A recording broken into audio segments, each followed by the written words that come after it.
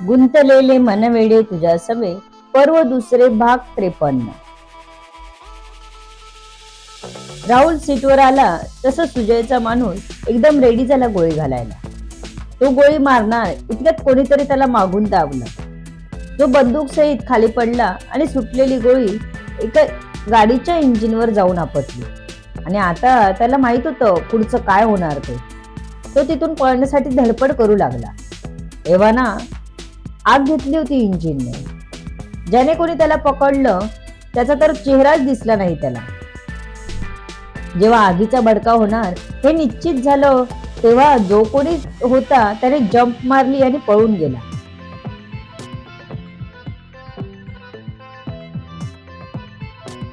सुजयचा माणूस उठून पळायला जाईपर्यंत मोठा भडका उडाला, म्हणजे त्याने अगदी उडी जरी मारली असती तरी तो वाचला नसता। सुजयच्या माणसाला त्याला असं कोणी केलं काहीच कळलं नाही आणि राहुलला यातलं काहीच माहित नव्हतं। तो तर आई बाबांना कसं समजावायचं हा विचार करत होता। खिडकीत डोकं ठेवून बाहेर बघत बसला होता। त्याचा दादाही त्याच्या पाठोपाठ त्याच्या जवळ येऊन बसला। गाडी सुटायला अजून 10 मिनिटं बाकी होती। सुजयचा माणूस जळून खाक झाला होता। त्याला काहीच हालचाल करता आली नव्हती।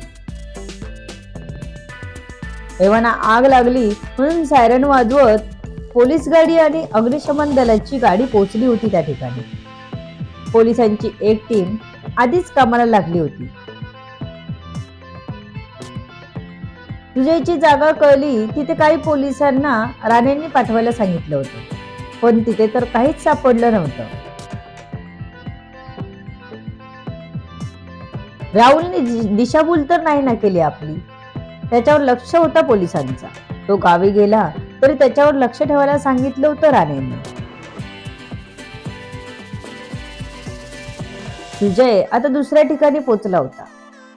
इकडे हॉस्पिटलमध्ये सीसीटीव्ही फुटेज चेक केलं असता राहुलला कोण कोण भेटायला आलेलं याची लिस्ट निघाली। ती लिस्ट खबऱ्यांकडे देण्यात आली। आता रोहनही सुटणार नव्हता। सुजयचा शोध लावणं कठीण वाटत होतं। पोलीस जर्मन शेपर्ड जातीच्या डॉगला घेऊन सुजयला शोधायचा प्रयत्न करत होते, पण थोडा वेळ त्याने वाट दाखवली, पण त्यानंतर तो तिथेच गोल गोल फिरू लागला। त्यामुळे त्यांनाही कळेना की नक्की कुठे गेला असेल सुजय। त्यांनी तिथल्या खानापुन्हा बघत पुढे जायचं ठरवलं। त्यांना त्यात यशही आलं।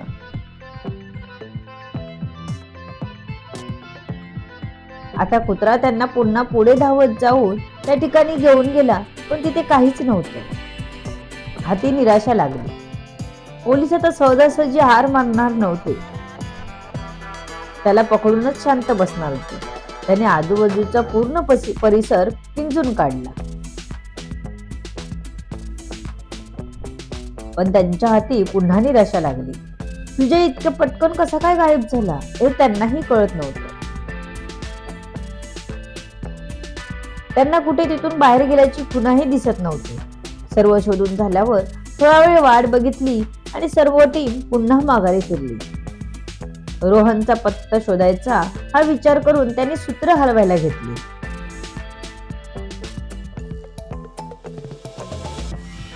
वेदिक थोडा रिलॅक्स झाला होता, तर त्याला लगेच दुसरं टेन्शन आलं होतं।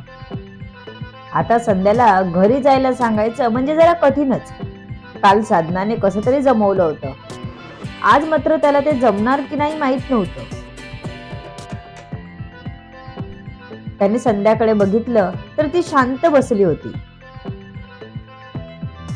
अगदी चेहऱ्यावर कसलेच भाव नाहीत। कुठल्या तरी विचारात खूप जास्त हरवली होती।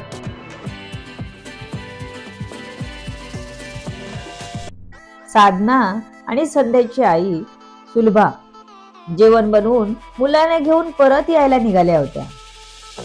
साधनाला बरं वाटलं, कारण एकटीने सर्व करून मुलांना सांभाळणं म्हणजे तारेवरची कसरतच करणं झालं। आज तिच्या सोबत सुलभा होती म्हणून जेवण भरभर झालं आणि मुलांकडेही लक्ष देता आला। हॉस्पिटलमध्ये पोहोचल्यावर साधना आणि सुलभा संध्याकाळी पोहोचल्या. तिथे वेदित आणि प्रकाश तिच्या बाजूलाच होते. संध्या आणि वेदांसाठी आईने सूप बनवून आणलं होतं, कारण कालपासून संध्याने नीट काही खाल्लंच नव्हतं. बाळाला आणि तिला पौष्टिक आहाराची गरज होती. असंच काही दिलं तर खाणारी नव्हती ती. त्यामुळे सुलभाने सूप बनवलं होतं आणि वेदांगलाही दिलं होतं. साधनाला वेदांगला सूप नेऊन द्यायला सांगत ती स्वतः संध्याकडे गेली. साधना आणि मुलं वेदांगच्या वार्डमध्ये गेले. बाबा, बरं वाटतंय ना? साधनाने त्यांची चौकशी केली. आज सोडणार म्हणून वेदांगना सलाईन लावलं नव्हतं. त्यांना आज डिस्चार्ज देणार होते, त्यामुळे तेही आता बऱ्यापैकी फ्रेश होते. मी आता चांगला आहे. पण वेद बद्दल डॉक्टर काही बोलले का? वेदितने जाऊन विचारलं का? काय म्हणतात डॉक्टर? वेदांग ही सर्व जाणून घ्यायला उत्सुक होते. बाबा, हे काहीही सांगत नाहीत मला. डॉक्टरांनी आता बोलवले त्यांना. आता काय ते कळेल. बाबा, तुम्हाला सूप आणले, खाऊन घ्या. ती त्यांचा डबा काढून ठेवत म्हणाली. तिने आपल्याला असलेली माहिती वेदांगला पुरवली होती. सुलभा संध्याकडे गेली. संध्या बाळा, इथे ये. मी तुझ्यासाठी सूप बनवून आणलं, खायचा? सुलभाने प्रेमाने संध्याच्या हाताला पकडून बाजूला बसवत सांगितलं. आई, कशाला ग? मला आता काहीच खायची इच्छा नाही. ती थोडं तोंड वाकडं करत म्हणाली. संध्या, मी तुझं काहीच ऐकणार नाही. तू गप्प पिऊन घे गरमागरम. सुलभा संध्याला दम देत म्हणाले. काय ग आई? संध्याचा आता नाईलाज झाला म्हणून सुलभाकडे बघून म्हणाले. अगं, तू चांगली असशील तर वेदला बघशील ना? सुलभा तिला समजावत म्हणाले. आई, डॉक्टर म्हणाले वेदला आता आतमध्ये कुठे जखम नाही, फक्त इन्फेक्शन आहे. म्हणजे आता हळूहळू सुधारेल त्यांची तब्येत. ते आपल्या आईला थोडं खुश होत सांगत म्हणाले. तू धीराने घे, तो नक्कीच बरा होईल. तू अशीच खंबीर राहिलीस ना तर त्यांनाही बळ येईल अजून. आई तिला समजावत तिच्या तोंडाला सूपचा बाऊल लावत म्हणाले. थोडं पिऊन झालं तसं संध्याने तोंड बाजूला गेलं. हाताने जे बस झालं असं सांगितलं. आई, किती खंबीर राहायचं ग. कालपासून स्वतःला समजावते मी, बरा होईल तो, बरा होईल तो. पण किती धीर धरू? अजून शुद्धीतही आला नाही. संध्या आता रडायला लागली. सुलभाने तिला जवळ घेतलं. बाळा, कळतंय रे सोन्या, पण तुला तरीही खचून चालणार नाही. कारण छकुली आहे, तू प्रेग्नंट आहेस. त्यामुळे तुला कमजोर पडून चालणार नाही. आपल्या हातात प्रार्थना करणं आहे. तू गणराय आहे ना? बसलाय ना? तू नक्की सर्व ठीक करेल. सुलभा संध्याला धीर देत म्हणाली. तिला आपण धीर देणार तर काय देणार हेच कळत नव्हतं. परिस्थितीच अशी होती. सुलभा तरी काय समजावणार होती? तिने आता शांतपणे संध्याला आपल्या छातीशी घेतलं आणि थोपटत राहिली. संध्याचे डोळे रडून रडून सुजले होते. खूप जास्त ती वेदला मिस करत होती. ती आयसीयू मधून बघून आल्यापासून तोच त्याचा चेहरा डोळ्यासमोर येत होता. संध्या बाळा, शांत हो बघू. जास्त रडलीस तर बाळाला त्रास होईल. सुलभाने पाठीत हात फिरवत सांगितलं. तसं संध्याने रडणं थांबवलं. पण कितीतरी वेळ ती आपल्या आईच्या खांद्यावर डोकं ठेवून बसली होती. ती आधार होती तिचा. ती आल्यापासून एकटे वाटत नव्हतं तिला. ती मन मोकळं रडू शकत होती. डॉक्टर आपले प्रयत्न चालूच ठेवत होते. पुन्हा ब्लड टेस्ट करायला दिली होती. वेदितने भेटायचा आग्रह धरला तेव्हा डॉक्टर म्हणाले की आता नको, त्यांना ऑब्झर्वेशन मध्ये ठेवलंय, तुम्ही नंतर या. थोड्याच वेळात वेदचा ब्लड रिपोर्ट आला. तसे डॉक्टरांची धावपळ होताना दिसली. वेदितने विचारायचा प्रयत्न केला तेव्हा कोणीच काही सांगत नव्हतं. तो आता बाहेर येराजरा घालत होता. नक्की कोणासाठी धावपळ चालली आहे त्याला काही कळत नव्हतं. इतक्या डॉक्टर बाहेर आले आणि वेदितला म्हणाले, तुम्ही जरा आतमध्ये या.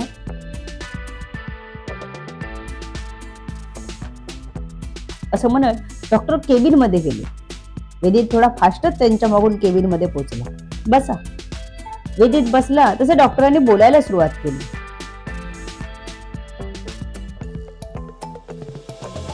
इन्फेक्शन वाढलं आहे. आता त्यांना औषधं दिली आहे, पण जर असंच ते वाढत राहिलं तर मात्र आम्ही काहीच करू शकत नाही. आमचे प्रयत्न आम्ही करत आहोत. तुम्हाला काय विचारायचं असेल तर विचारू शकता, डॉक्टर म्हणाले. आत्ताच कुठे तो जरा रिलॅक्स झाला होता. वेद बद्दल काहीतरी चांगलं ऐकायला मिळालं म्हणून, पण आता हे डॉक्टरांचं बोलणं ऐकून त्याला बोलायला सुचत नव्हतं. डॉक्टर, माझ्या वेदला वाचवा. वेद डॉक्टरचे हात हातात घेत म्हणाले. तसे डॉक्टर त्याच्या हातून एक हात बाहेर काढून त्याच्या खांद्यावर ठोकत म्हणाले, तुम्ही सावरा स्वतःला. आमचं कामच आहे पेशंटला वाचवणं. आम्ही प्रयत्न करतोच आहोत, पण तुम्हाला अंदाज असावा यासाठी सांगतोय. आताचे रिपोर्ट आले त्यात त्यांचे रक्तातले सर्व घटक कमी झाले आहेत. त्यांना हे इन्फेक्शन झपाट्याने पसरत आहे. आम्ही औषधं दिली आहे. डॉक्टर खुर्चीतून उठून गेले तरी वेदित तिथेच बसला होता. त्याला तिथून उठून बाहेर जायचं भानही राहिलं नव्हतं. जेव्हा नर्स येऊन त्याला म्हणाली की सर बाहेर या, तेव्हा वेदित भानावर आला. डॉक्टर तर केव्हाच निघून गेले होते आपल्या कामाला. तो स्वतःला सावरत केबिन बाहेर आला. काय सांगणार होता संध्याला? तिच्या आशेने भरलेल्या नजरेला त्याला नजर देऊ वाटत नव्हती. समीरने संध्याला घरी पाठवायला सांगितलं होतं, ते तर तो विसरूनच गेला होता. डॉक्टरांनी वेदितला बोलावलं माहित होतं सर्वांना, त्यामुळे बाहेर जाऊन नेमकं कसं आणि काय सांगायचं या विचारात तो चालला होता. नर्सची धावपळ बघता त्याला वाटत होतं वेदला तर काही होत नाही ना. नाही, नसेल. आपलं मन उगाच काहीतरी शंका काढतं.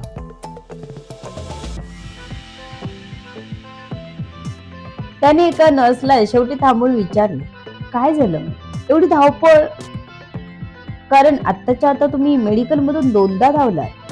कोण आहे एवढं सिरियस? वेदितने विचारलं तसं नर्सला सांगावं की नाही हेच कळेना. आत्ताच ते डॉक्टर यांच्याशी बोलले. बहुतेक यांना सिरियसनेस कळला नसावा.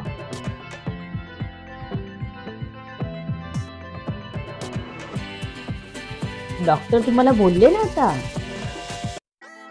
तुमचाच पेशंट आहे तो. इन्फेक्शन पसरत चाललं आहे म्हणून सिरियस आहे. नर्स समजावून सांगत म्हणाली आणि वेदितच्या लक्षात आलं की एवढा अर्जंट आपल्याला का बोलावून घेतलं. नर्स समजावून सांगत म्हणाली आणि वेदितच्या लक्षात आलं की काय एवढं अर्जंट आपल्याला बोलावून सांगितलं. वेदित नर्स पाठोपाठ धावला. त्याचे हृदय अगदी कंठाशी आलं होतं. हुंदकाही बाहेर पडत नव्हता. कंठ दुखू लागला होता. नर्सने त्याला दारापाशीच अडवलं. सर प्लीज, तुम्ही आत नाही येऊ शकत डॉक्टरांच्या परमिशन शिवाय. पेशंटची सेफ्टी फर्स्ट. तुम्ही इथूनच दरवाजाच्या काचेतून एकदा पाहून जाऊ शकता. नर्स म्हणाली. तसं मागे होत त्याने दरवाजाकडे बघितलं. आज सकाळीच वहिनी इथून बघून गेली होती. रडली होती खूप. मला एकदा तरी बघितलंच पाहिजे. तो दरवाजातून बघण्यासाठी पुढे झाला. काचेतून बघण्यासाठी तो मान थोडी काचेकडे झुकवून आत वेदला बघू लागला. डॉक्टरांची घाई सध्या वेदच्या बेडकडेच होती. त्यांची नजर वेदवर स्थिरावली. एका दिवसात वेद बेडवरून दिसत नव्हता. इतका क्रूज झाला होता तो. त्याच्या शरीरात सलाईनमधून काही इंजेक्शन डॉक्टर सोडत होते. त्याच्या शरीरात डायरेक्ट इंजेक्ट करत होते. मध्येच त्याचे पल्स चेक करत होते. ते सर्व बघून तर वेदीतला एकदम भरून आलं होतं. तो तिथेच खाली बसला. दोन्ही हात घट्ट करत अगदी आतून प्रार्थना करत त्याने देवाला हात जोडले. देवा, वाचव वेदला माझ्या. आम्ही त्याच्याशिवाय नाही जगू शकत. तीच नर्स पुन्हा बाहेर आली तर वेदीतला खाली बसलेलं बघून ती जरा त्याला दम देत म्हणाली, सर, तुम्ही असं खाली नका बसू, कारण इथे डॉक्टरांची ये-जा असते. ते आम्हाला ओरडतील. प्लीज तुम्ही तिकडे वेटिंग एरियात बसा ना. ती त्याला उठवायला सांगत म्हणाली. तसा वेदीत उठून वेटिंग एरियाकडे चालू लागला. वेदीतला जमेल का सांगायला की तोच पूर्ण ढासून नाही ना जाणार. पाहूयात पुढे काय होतंय ते. तुम्ही कथा ऐकत आणि वाचत राहा. कथा फास्ट लिहून संपवून टाकायची तर तो फील, ती कथेची बाजू तुमच्या लक्षातच येणार नाही. वेदला ऍडमिट केलं आणि 8 दिवसांनी सोडलं असं सांगितलं तर तुम्हाला त्या कथेचा बराचसा भाग कळणारच नाही. सुजयला पोलिसांनी पकडलं असं सांगितलं की 2 वाक्यात कथा संपली. मग कथा आणि मज्जा दोन्ही संपून जातात. आयुष्यात दुःखानंतर जसा आनंद येतो तसंच कथेचा पुढचा टप्पा तुम्हाला नक्कीच आवडेल. मी आशा करते की तुम्ही मला तुमचं मत नक्की सांगाल. लेखिका शब्दवेदी उर्फ संतोषी राणे पाथाडे.